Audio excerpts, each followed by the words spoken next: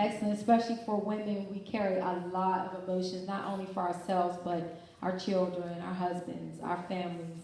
And when we take them to God, like she said, in prayer and through the Word, it just makes it so much easier to get through them. She didn't say you should be emotionless. She just said how to handle those kind of emotions and don't sweat the small stuff. You know, I've been married for 20 years. I've been with my husband for 22 years. And we have 2 children. And we go through seasons and we go through different times and changes. And only a godly woman can stand through it. Now you may say, well, I'm not that godly and I've been married for 50. But how's your marriage? Because that is the key to learning how to be godly, virtuous women in our marriages and as we wait on the Lord to send someone. So I just wanted to share, and I'm going to be very brief. I got this magazine in the mail. I don't subscribe to Glamour. But I got it in the mail, and I think it was because God wanted me to share this little illustration today. And on the front of the magazine, we notice, beautiful blue-eyed woman. She's white. She looks like everything's put together, and it has all the stuff on there, and you're attracted to. But then I started looking, and it said, here, sex, money, happiness, #goals. And see, we're living in this generation now that hashtag is just lying to folks. #goals, because social media, that's what we say now, like when you see somebody together with their man, Beyonce and Jay-Z out on the Riviera in a yacht. #goals. That's the goals I want for me and my man. So that's why it says, here's sex, money, happiness, #goals. This is what I'm reaching for. But then down at the bottom, it says, is everybody on something? The scary truth about women and drugs. That was a little over here in this corner here. And they didn't have it in bold print, like it has up here, about goals. Hair, sex, money, happiness, #goals.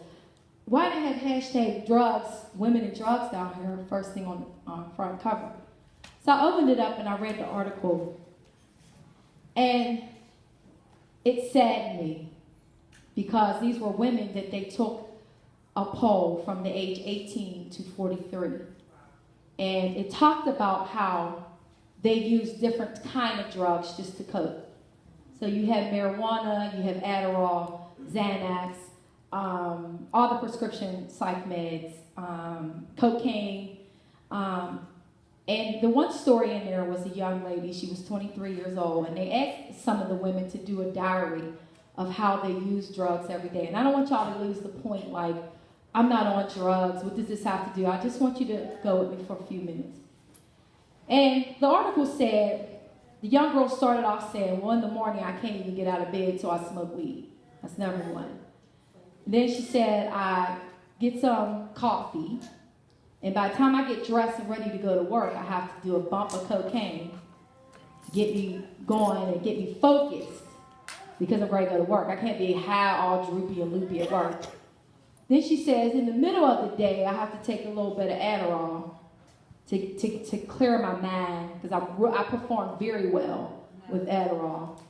And then later on in the day, she said, I'll hook up with my girlfriends and we'll have some wine. We'll do a few Xanax. And then I'll have some more cocaine. And then before the night's over, I'll bring myself back down and I'll have some more weed. That started off at her age of 23. Then the same story for the 40-year-old woman was just about the same, but hers was more prescription drugs. And I'm not speaking against anyone who's on prescription drugs for whatever things that you have going on, anxiety or stress or pain or depression. That is where you are. I want to talk about how we as women can cover up everything in our lives because we look at this and we have #goals for things that's not even realistic in the sense where God wants to take us as godly women. So we get on all the medications because #goals, I need to be happy. Well, this happiness thing is stressing me out. I'm doing everything I know to do to try to be happy, to try to be whole, try to have everything going on.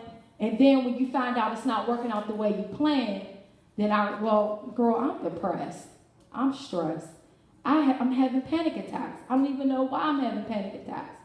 Because we're always trying to live up to this.